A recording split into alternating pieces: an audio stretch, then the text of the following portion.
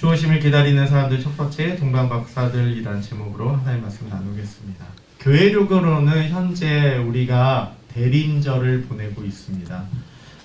대림절이라는 건요, 기다릴 대자와 임할 임자입니다.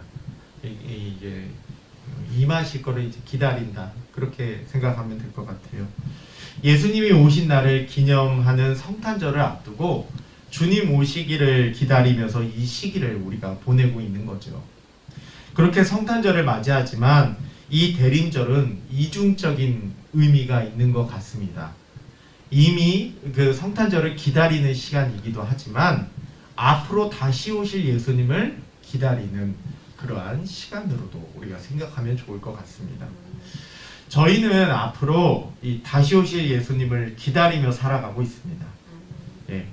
그래서 저는 성탄절을 맞이하기까지 이 3주간 이 성경 속에서 주오심을 기다리는 사람들의 모습이 어떠했는지를 살펴보며 그리고 말씀이 어떤 점에 주목하고 있는지를 살펴보며 우리의 기다림 또한 주오심을 어떻게 기다리며 살아가야 될지를 조금 생각해 보고자 합니다. 오늘은 첫 번째로 동방박사들에 대해서 살펴보고자 합니다. 이 마태복음을 보시면 마태복음 2장에 동방박사가 등장을 합니다. 근데 이 동방박사, 이 동방에서 온 박사라고 할 때 이 박사라는 말이 히브리어로, 헬라어로 마고스라고 합니다. 화면에 보시면 마고스라고 나오게 될 텐데요. 마고스라고 합니다. 이 박사하면 흔히 요즘 시대 이제 박사님 하면 우리가 이제 떠오르는 그 이과 계열의 그런 박사, 그런 게 아니라 여기서 마고스라고 하는 것은 이 점성술사나 마술사 같은 그런 느낌의 존재였습니다.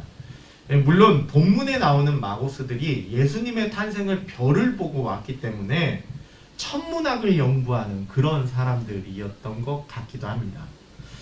그들이 별에 무엇을 보고 예수님이 탄생했을지, 왕이 왔을지를 알았는지는 모르겠지만 그들의 목적은 명확했습니다. 그들의 목적이 뭐냐? 경배하러 왔다는 것이죠. 2절을 보면 이렇게 말해요.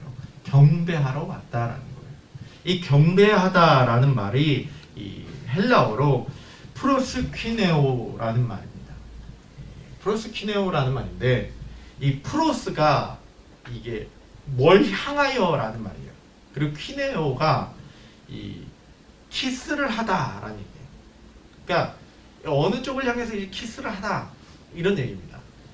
이게 상급자 앞에 아마도 엎드려서 땅에 절하면서 이렇게 키스를 하는 그런 모습, 그렇게 엎드리는 모습, 이 왕을 맞이할 때 그렇게 하는 모습, 그런 모습에서 이 단어가 나온 것을 봅니다. 그래서 이 말을 이 영어 성경에서는 워십이라고 얘기하기도 합니다. 그러니 이 대상자를 높이는 모습, 이를 위해서 이 동방박사들이 왔던 것이죠. 이 본문은 그래서 2절에서만이 아니라 11절에서도 이들이 경배를 하고 돌아갔다라고 얘기를 합니다. 가치를 받을 만한 분에게 가치를 돌리는 이 워십을 했다라는 것이죠.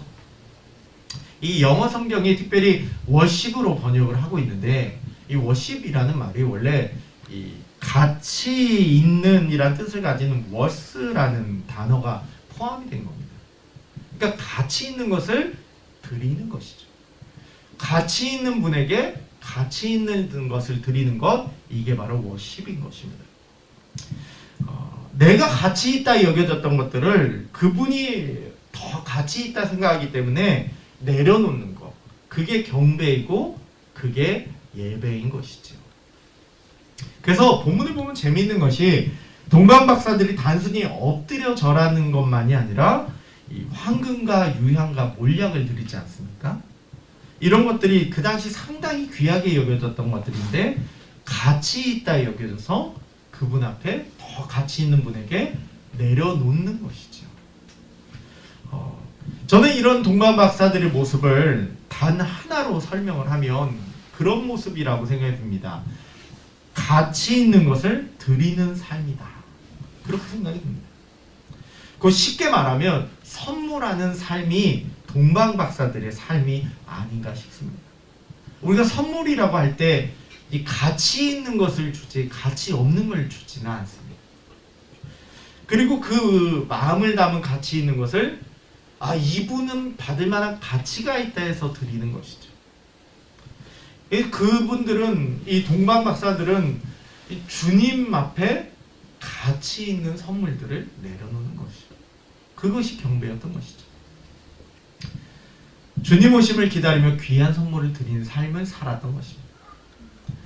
우리가 주님 오심을 기다리며 살아가고 있습니다. 우리 기다리면 어떠해야 될까요? 우리의 삶이 어떠해야 될까요? 저는 그분께 선물을 드리는 삶, 그분을 가치 있다 여겨드리는 삶, 그런 삶을 살아야 되지 않나 싶습니다. 지금 여러분들이 매주 예배 드리시는 것도 사실 지금 동방박사들처럼 프로스키네오 하고 있는 것이죠. 그분 앞에 엎드려 경배 드리는 것입니다. 시간을 내셨고요. 여러분의 이 체력을 내셨고요. 또 물질도 드리신 분도 있고. 이것이 가치 있는 분에게 내가 가치 있다 여겼던 것들을 내려놓는 것이죠. 좀 그러면서 참 이단들이 좋겠다 싶습니다. 왜냐하면 이 선물을 드리고 싶을 때 이 찾아가기 편하잖아요. 과천 가가지고 선물 주면 되는 거잖아요. 얼마나 편합니까? 그렇지만 우리가 주님이 다시 오심을 기다리고 있으니 아직 오시지 않은 상태에서 주소를 몰라서 선물을 보낼 수가 없는 거예요. 그러나 주님께서는 우리가 선물을 들고 주님을 찾아갈 이 장소를 알려주셨습니다. 어디로 찾아가면 될까요? 주소를 저에게 주신 게 있어요.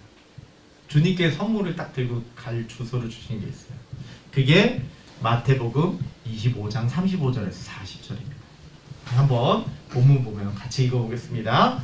내가 줄일 때 너희가 먹을 것을 주었고 목마를 때 마시게 하였고 나그네 되었을 때 영접하였고 헐벗었을 때 옷을 입혔고 병들었을 때 돌보았고 옥에 갇혔을 때 와서 보았느니라. 이에 의인들이 대답하여 이르되 주여 우리가 어느 때에 주께서 줄이신 것을 보고 음식을 대접하였으며 목마르신 것을 보고 마시게 하였나이까? 어느 때 나그네 되신 것을 보고 영접하였으며 헐벗으신 것을 보고 옷 입혔나이까? 어느 때에 병드신 것이나 옥에 갇히신 것을 보고 가서 배웠나이까 하리니 임금이 대답하여 이르시되 내가 진실로 너희에게 이르노니 너희가 여기 내 형제 중에 지극히 작은 자 하나에게 한 것이 곧 내게 한 것이니라 하시고. 아멘. 김병년이라는 이름의 목사님이 있어요. 이 새롭게 하소서라는 프로그램에 나온 얘긴데요. 이 목사님이 사모님이 이제 쓰러진 거예요. 어느 날 쓰러져서 이제 몸을 움직이지 못하는 그 상태가 되신 거예요. 이 목사님이 하루아침에 그렇게 된 사모님을 간호하면서 사는데 하루는 이 따뜻하게 하려고 이 온열기를 다리 쪽에다가 해놨대요. 근데 이게 온열기가 고장이 나버린 거예요. 근데 이 목사님이 밤새 그렇게 간호한다고 이렇게 온열기를 다리 쪽에 올려놓고 잠이 들었는데 온열기가 타버린 거예요. 그 다리에 심한 화상을 입은 거예요. 너무 그 얘기를 들어보면 정말 이 목사님이 엄청나게 많은 고생을 하는데 이 사모님을 16년째 그렇게 돕고 이 사모님이 16년째 이렇게 병간호를 하면서 그렇게 살고 있는 거예요. 그런데 이게 다리에 화상까지 그렇게 심하게 있고 막 이러니까 목사님이 너무 힘든 거예요. 그래서 하나님한테 막 반말을 하면서 막 하나님 앞에 막 따졌대요. 내가 지금 너 나 사랑하냐 뭐 이러시고 뭐 하나님 물어보시거나 뭐 예배하는지 물어보면 하고 있지 않냐고 내가 하고 있지 않냐고 뭐 이런 식으로 뭐 이렇게 얘기를 하더라고요. 근데 하나님이 그렇게 얘기를 하시더랍니다. 목사님한테 너희 집에 병 병든 하나님이 왔다고 생각하면 안 되느냐, 그렇게 얘기를 하시더래요. 자기한테. 그 얘기가 뭐예요? 이 병간호하는 이 아픈 아내를 하나님이 병든 하나님으로 얘기를 하시는 거죠. 네가 이 아내를 그렇게 돌보는 것이, 그렇게 하는 것이 나한테 한 것이다 라고 얘기를 하시는 거예요. 우리 안에 작은 자들에게 하는 거, 이게 곧 하나님께 드리는 선물이 된다는 것이죠. 제가 저번에 작년보다 올해 우리의 나눔이 더 컸다라고 얘기를 했어요. 선교지를 흘려보내고 지역에 흘려보내는 재정이 더 컸었는데, 저는 작년보다 올해 그 나눔의 사역이 더 컸기 때문에 저는 그래서 올해 하나님이 이 코로나의 어려운 시기에도 불구하고 우리 교회를 기적적으로 더 많이 재정을 채워주셨구나, 제가 그렇게 생각을 했어요. 근데 보니까 아니더라고요. 재정이 작년보다 더 많이 채워진 게 아니라 재정이 작년보다 더 적었더라고요. 제가 그걸 보면서 깨달았습니다. 하나님께서 올해 더 많이 채워주신 것이 재정이 아니라 마음이구나. 실제로 그랬습니다. 작년보다 재정이 더 줄고 나눔이 더 많아졌다면 더 힘들어야 되는, 힘들다라고 느껴져야 하는데, 많은 목사님들이 한숨만 푹푹 쉬면서 올 한 해를 보냈는데 그러지 않았거든요. 저는 그게 은혜가 아닌가 싶습니다. 가난한 마음으로 살지 않고 부한 마음으로 살았습니다. 이게 하나님이 주신 은혜가 아닌가 싶습니다. 솔직히 누가 뭐라고 하겠습니까? 우리 교회가 나눔의 사역 안 한다고 어느 누가 우리를 보고 욕하겠습니까? 미자립교회잖아요. 자립하지 못하는 교회잖아요. 미자립교회가 그런 거 안 한다고 누가 욕할 사람이 있겠습니까? 그러나 교회는 주님을 경배하는 곳입니다. 그리고 우리가 올해 한 사역은 주님께 드린 것이었습니다. 반찬을 정성껏 우리 권사님께서 만들어 주셔서 지역의 어려운 분들에게 나눠드린 것도 주님께 드린 것이고, 홀로 설 수 없는 장애인들에게 도움을 준 것도 주님께 드린 것이고, 복음을 전하러 나간 선교사님들도 누군가의 도움 없이는 불가능한 상황인데 그들을 도왔던 것도 결국 주님께 드리는 것이었습니다. 주님이 그렇게 보신다는 거예요. 오늘 오후에 저는 또 그 샬롬의 집에 갑니다. 원래는 가서 청소로 섬기고 이 따뜻한 식사 한 끼를 대접해 드리려고 이 곰탕도 준비를 했는데, 서울시에서 긴급 멈춤 조치를 내렸잖아요. 그래서 샬롬의 집 목사님이랑 통화를 했더니 지금 봉사자들도 받지 말라고 했대요. 그래서 물품만 전달해 드리고 오려고 합니다. 저는 소망합니다. 우리의 섬김의 지경이 더 넓어지고 더 커지길 소망합니다. 왜냐하면 우리 가운데 병든 하나님이 계시고 우리 가운데 홀로 된 하나님이 계시기 때문에, 그것이 곧 하나님을 섬기는 일이기 때문입니다. 교회를 놓고 기도해 주십시오. 주보 안쪽을 보면 교회 기도 제목이 있거든요. 우리가 사는 이 지역에 누군가의 도움이 필요한 작은 자들이 있어요. 100가정을 도울 수 있는 교회가 되게 기도해 주십시오. 복음을 전하러 나간 선교사님들이 계셔요. 그분들 100가정을 도울 수 있는 교회가 되게 해달라고 기도해 주십시오. 환난당한 자들이나 긴급히 한국에 들어와서 갈 곳 없어서 친척집 이곳저곳 전전긍긍하며 눈치 보며 다니는 그런 선교사님들 가정들이 편안하게 쉴 수 있는 선교사 쉼터가 운영될 수 있는 교회, 기도해 주십시오. 여러분, 그분들께 한 게 결국 하나님께 선물 드리는 일이 될 줄로 믿습니다. 또 하나, 성탄절을 기다리면서 여러분들께 말씀드리고 싶은 게 있습니다. 우리 교회 안에 작은 자들인 우리 교육부서 아이들에게 선물하는 삶을 사셨으면 합니다. 무슨 물질적인 선물 주시라는 얘기가 아닙니다. 그건 교육부서에서 이번에 해결합니다. 네. 애들에게 뭘 좋아하냐고 미리 사전조사 다 해놨습니다. 네. 그런 물질적인 선물 말고요, 축복의 말을 선물로 주셨으면 좋겠습니다. 그 조슈아 국제 아카데미 교장이면서 수지 기쁨의 교회 담임 목사이신 김원태 목사님이 자신의 글에서 이렇게 쓴 게 있어요.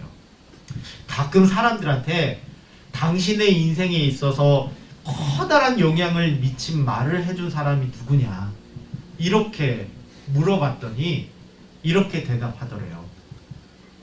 강사, 세미나 강사. 세미나 강사가 해준 말이 내 삶에 큰 영향을 미쳤다는 거예요. 영화 대사, 영화 속에 나온 대사가 내 삶에 큰 영향을 미쳤다는 거예요. 그런데 반대로 가장 큰 아픔의 말을 해준 사람이 누구냐 이렇게 물었더니 부모라는 거예요. 가슴 아픈 말 아닙니까? 가장 큰 축복의 말, 인생의 코칭이 되어야 할 말을 영화 대사에서 듣고 강사한테 듣고 가장 상처가 되는 말을 부모한테 듣는다는 거. 물론 잘 되라고 얘기하는 것이겠지만 내 의도와는 다르게 상처만 되어버린다는 거. 하나님께서는 부모님들에게 축복할 수 있는 권리를 주셨는데 축복이 아닌 저주의 삶이 되어버렸으니 우리가 이번 성탄절에는 우리 아이들에게 축복의 말이라는 선물을 좀 줄 수 있으면 좋겠습니다. 아이들 좋아하는 장난감은 교육부서에서 살 테니까 이 교회의 어른들인 여러분들께서는 축복의 말을 선물로 주시길 바랍니다. 제가 편지지를 사놨어요. 큰 걸 사놨어요. 25일까지 앞으로 2번의 주일이 더 있어요. 집에서 쓰실 필요도 없어요. 교회 오셨을 때 큰 편지지에 축복의 말을 좀 써주십시오. 그래서 시간 남으실 때마다 그렇게 지적의 말이 아니라 너 이런 것 좀 했으면 좋겠어 라는 지적의 말이 아니라 하나님이 너의 인생을 인도하실 거다라는 축복의 말을 해주셨으면 합니다. 그러면 25일날 성탄 예배를 드릴 때 정말 큰 기쁨의 선물이 되지 않을까 싶습니다. 그렇게 주님의 오심을 기다리면서 주님께 선물하는 삶을 살아가시는 여러분들이 되시기를 주님의 이름 권면드립니다. 잠깐 같이 기도하겠습니다.